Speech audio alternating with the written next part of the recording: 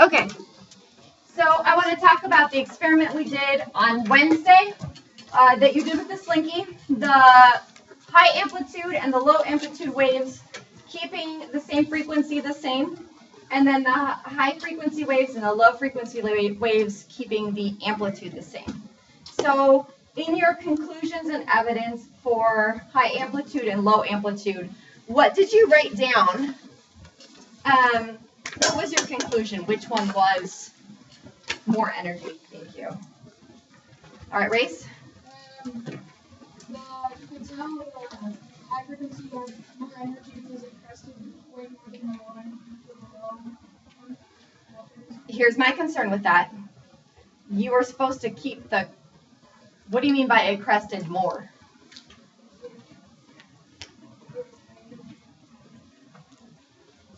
Do you mean the amplitude was higher?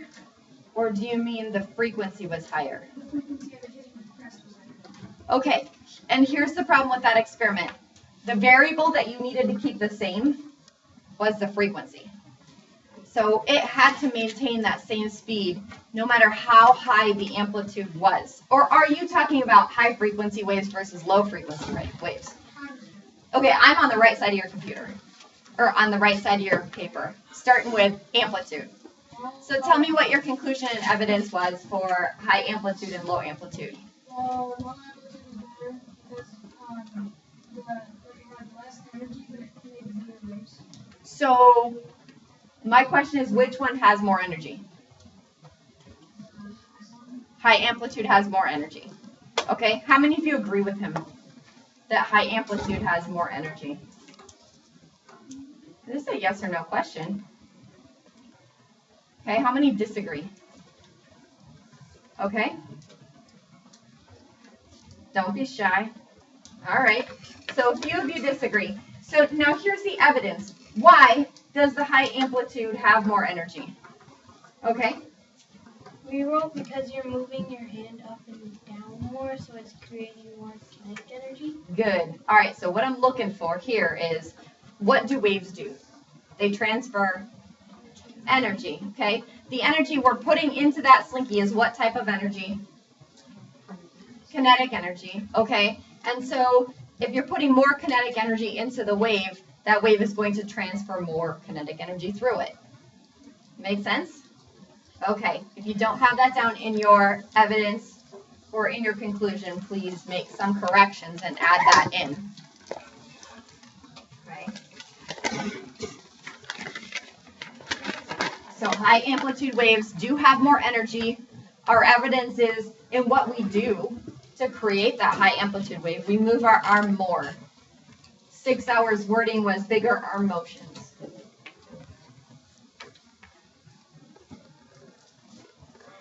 So that would mean low amplitude waves have less kinetic energy flowing through them. Smaller arm motions. All right, now let's talk about frequency. High frequency waves and low frequency waves. Which one has more energy? Ma'am? We think high frequency waves have more energy because they make more waves and it moves faster. Okay, so high frequency waves have more energy. And you had a because there. Raise your hand if you agree with her. Raise your hand if you don't agree with her. Okay, you did one of these.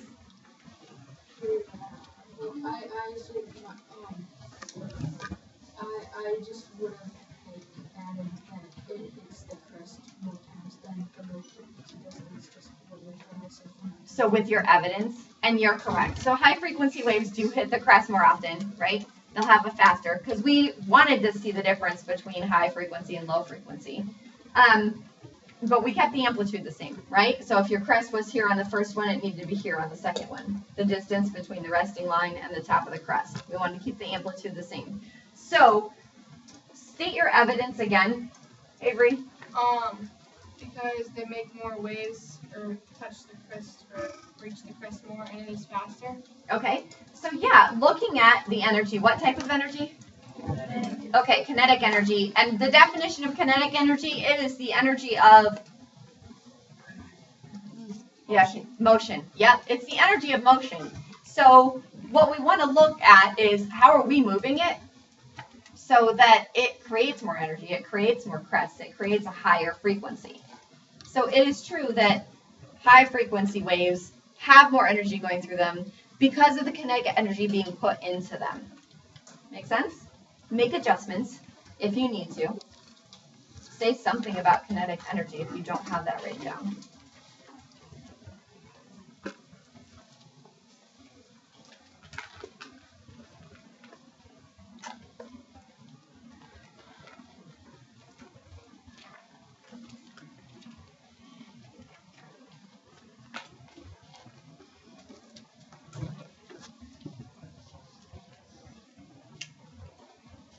All right, so now let's think about all of these and let's think about wavelength.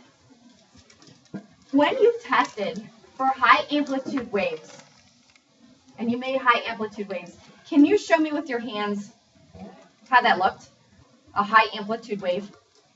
How did this slinky look? Maybe do it like this so that I can kind of see. Okay, so I'm seeing it big. Yeah?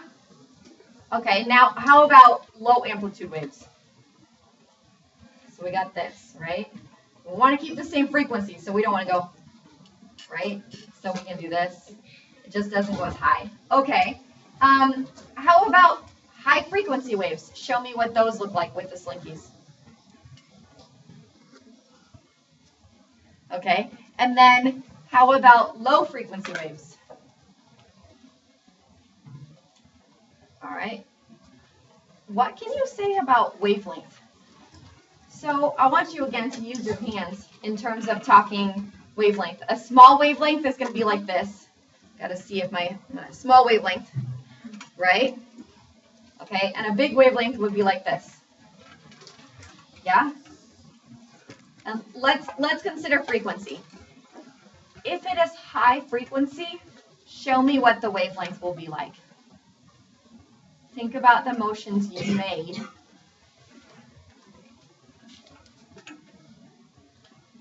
It's going to be small. Good. I saw people like this. Here, it's small. High frequency is going to be a small wavelength. So what's a low frequency going to be? What's the wavelength going to be? Big. Absolutely. You got it. Okay.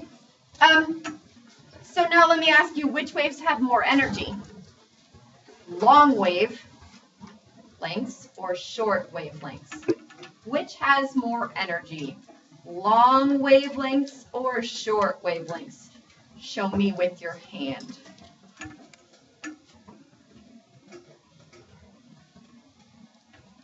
Isn't that weird? Yeah, short.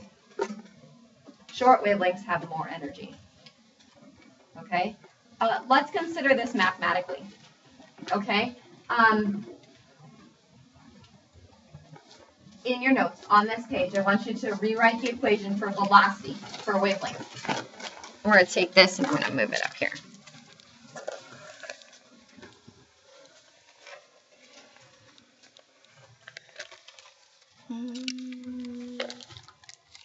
Yep, I'm probably going to stand right in front of it.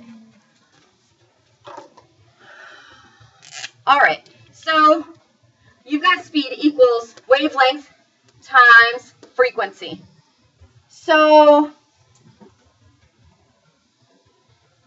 high frequency, right? If the frequency is high, what does that mean for the wavelength? Short, right? The wavelength is going to be small. Okay, go ahead and draw this. And then can you draw the reverse? If the frequency is lower, if it's a low frequency, what's the wavelength going to do? Oh, I saw people go like this. Okay, bigger compared to small, bigger. Okay, so we've got low frequency, big wavelength. Does that make sense?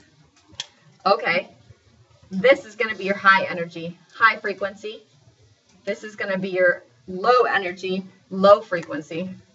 Make sense? Fantastic. Okay, I think that's it for this part of it. What I'd like you to do now is log into your Google Classroom and continue on where you left off before you move. Number 2 said to watch the video, but also fill out a loose leaf piece of paper with the date and the title, observations from the video, and answer the questions, what made the bridge sway? Did anybody do that in number 2? No? That's cool. Let's do that now.